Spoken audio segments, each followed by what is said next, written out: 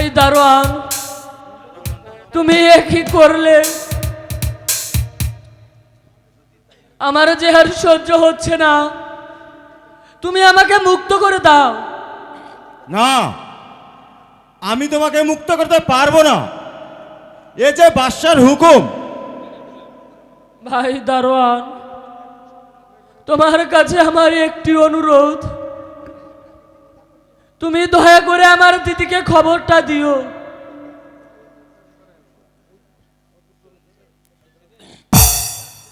কোথায় রইলে প্রাণের দিদি গো, ও দিদি দেখলে মায়া শিয়া গো আমার দিদি, দিদি গো।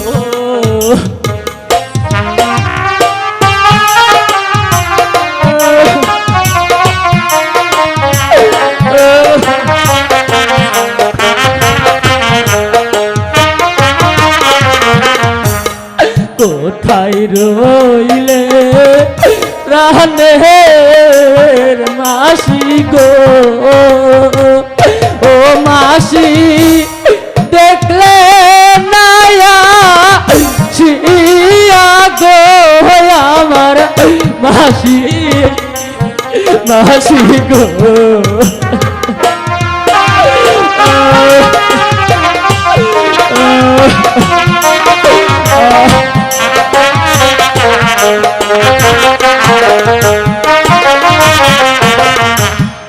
আহার হে দা রুহন বিধি রে,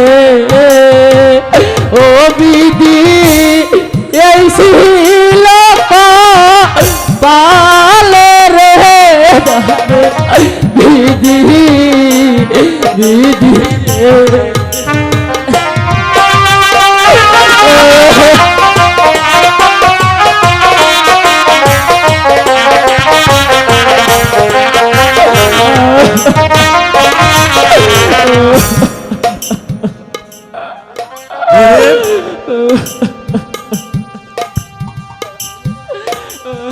তুমি এখানে শুয়ে থাকো,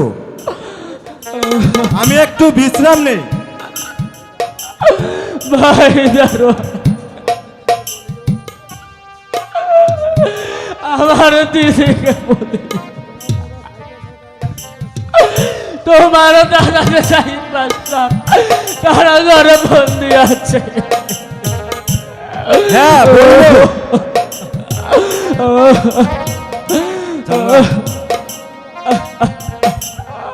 হ্যালো বন্দি,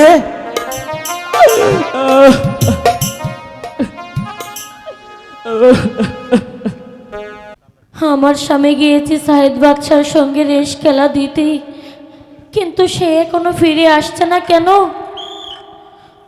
আমার আমার যে কিছুই ভালো লাগছে না।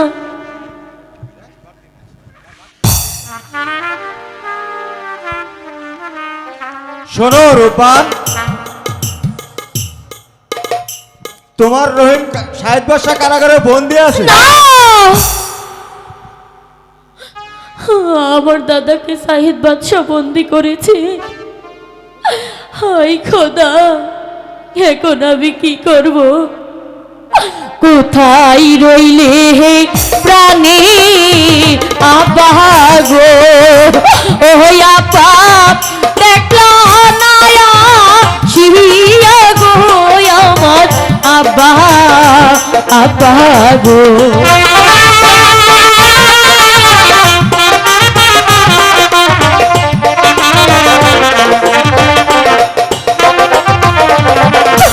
কোথায় রইলি প্রাণী মাসি গো, ও মাসি দেখলা নায়া শিয়া গো আমার মাসি, মাসি গো।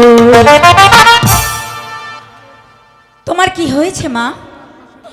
মাসি, হ্যাঁ বলো। মাসি গো, আমার দাদাকে শাহিদ বাদশা বন্দি করে রেখেছে। এখন আমি কি করব মাসি? তুমি অপেক্ষা করো মা, আমি খবর নিয়ে এক্ষুনি আসছি।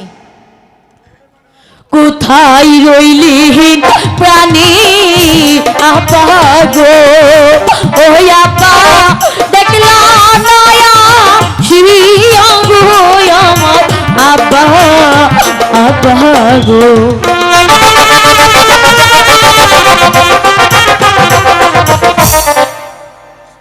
বল ভাইজি, তোহার কি হয়েছে? আব্বা আব্বা গো, আমার স্বামীকে সাহিদ বাদশা বন্দি করে রেখেছে। হরে মাইজি, তুই কোনো চিন্তা করিস না। আমি এই মুহূর্তে সাইদ বাদশার কারাগার ভেঙে আমার বাচ্চাকে আমি উদ্ধার করে নিয়ে আসবো রে আব্বা ভাই।